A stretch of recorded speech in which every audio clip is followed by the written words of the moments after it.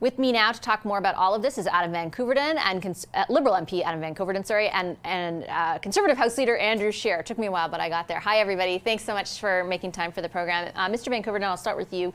How soon do you anticipate your government will decide on British Columbia's request, which came about a week and a half ago? Well, it's extremely urgent, so ASAP.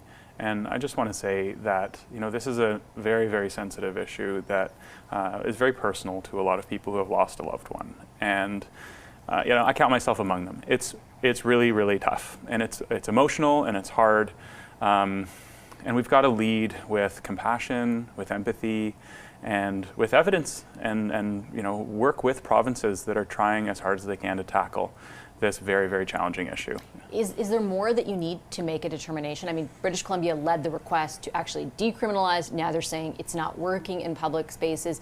The Minister of Addiction says that she has provided your government with all the information it asked for. Like, what is left to figure out? I don't think it's a matter of figuring things out. BC and the federal government agree on the four essential, internationally recognized pillars of drug policy, and those are prevention, treatment, harm reduction, and enforcement. And making sure that all four pillars of that table are strong is essential.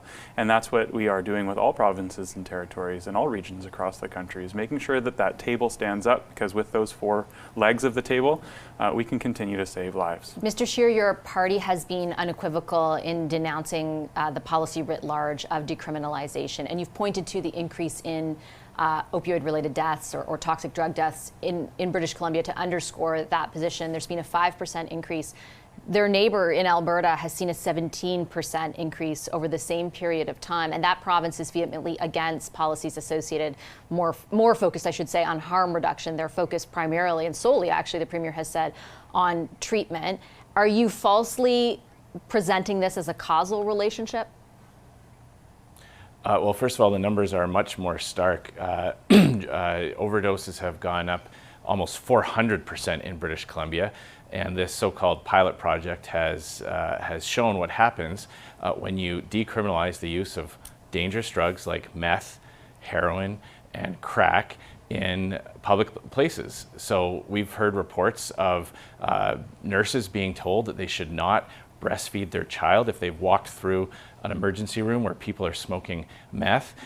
It's led to this tragic increase in overdoses. It's not working. And the government is unnecessarily delaying this decision. They haven't even yet said if they will grant the request. Basically, what Mr. Van Koeverden has said is that they've basically essentially knocked out two of those pillars. They've knocked out the harm reduction. They're increasing the harm because of the ease of access of these dangerous drugs. And they've knocked out the enforcement leg. So they've turned a four-leg table into a two-leg table, and it's tipping over. But just to follow up on what you're saying, again, your conclusion is that the policy of decriminalization has led to an increase in overdoses and or overdose deaths. My original point to you was, in the province next door, where they are vehemently against decriminalization and have not pursued it at any level, the deaths there have increased at a more rapid rate, 17% to 5%. So what explains that? How can you for sure tell Canadians that it is decriminalization causing the increase in deaths?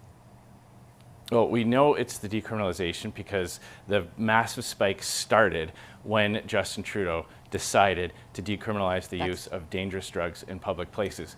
We know this because that's what the stats show, and we take the British Columbia NDP government at their word on this. And I totally understand the public safety concerns that you're presenting. I don't think anyone listening or have been watching the stories would disagree with the assertion that a nurse should not have to deal with this on their job. But when you say decriminalization led to a spike, that after, as you put it, Justin Trudeau put this policy into a place, that's when things start to spike. That's not true. They have been increasing. Well, those numbers have been increasing since 2016, when it was declared a public health crisis, far before harm reduction became a focus. There is an absolute increase since this program was put in place. Why would the NDP government of British Columbia ask for a reversal if that was not the case? The numbers speak for themselves. It's almost 7 people a day overdose in British Columbia. This request was made by the NDP government over a week ago in British Columbia. Justin Trudeau still has refused to take action. the big question is, what's wrong with him?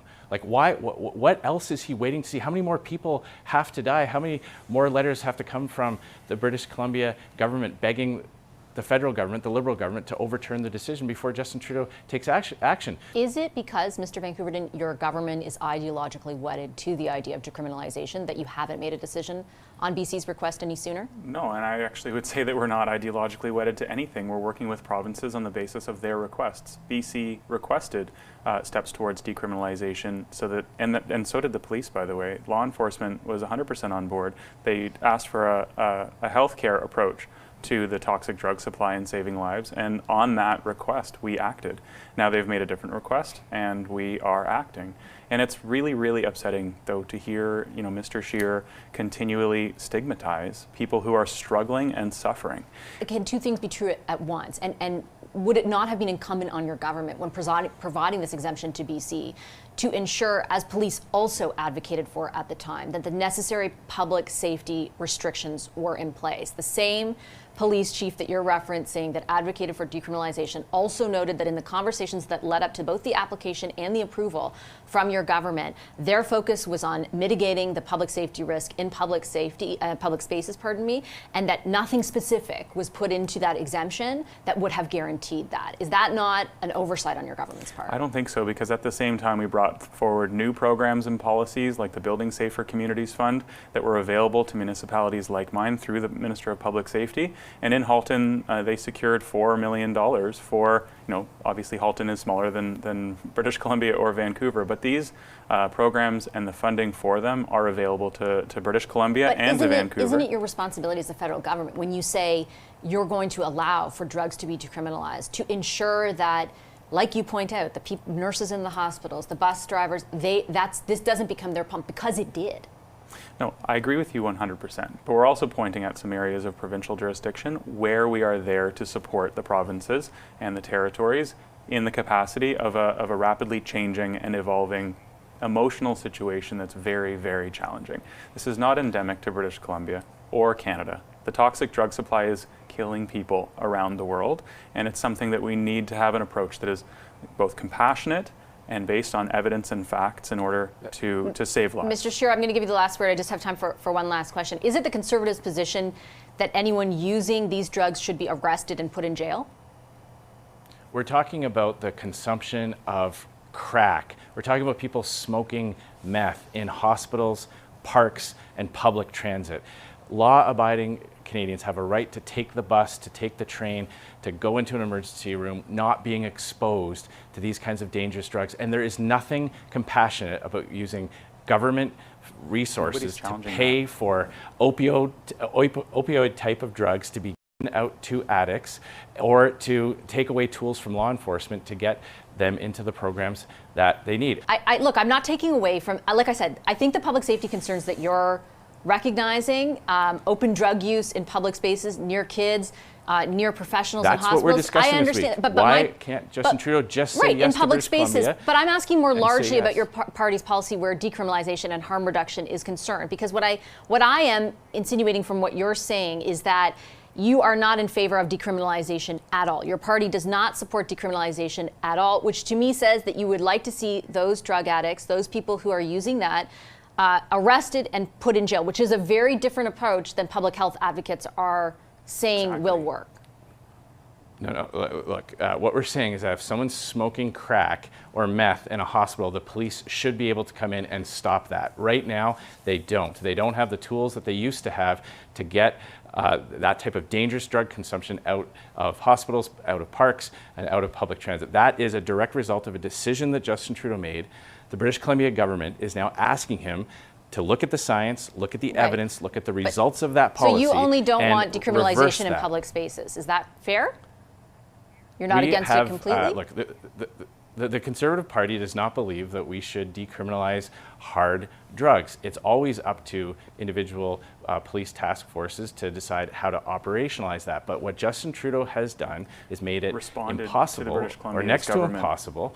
We've responded. Well, then respond today. Adam, why not just say today? Just say right here, right now. Just say you're going to say yes to British Columbia, and you'll figure out the paperwork tomorrow morning. Just like we started to work with British Columbia when they requested Why this, can't we you will just say continue that? to work with British Columbia on this. This is not something that requires or warrants a knee-jerk response. We are There's nothing working compassionate with about British maintaining Columbians addictions. and British Columbia's government. Is there any timeline that your government can offer on this? It was your first question, Vashi, and like I said, ASAP. This is urgent, and we just have to get it right. Okay, I have to leave it on that note. We will reconvene when, hopefully, that decision is made, whenever that ends up being. Mr. Scheer, Mr. Koeverden, and I appreciate both of you making the time for the discussion. Thank you so much. Coming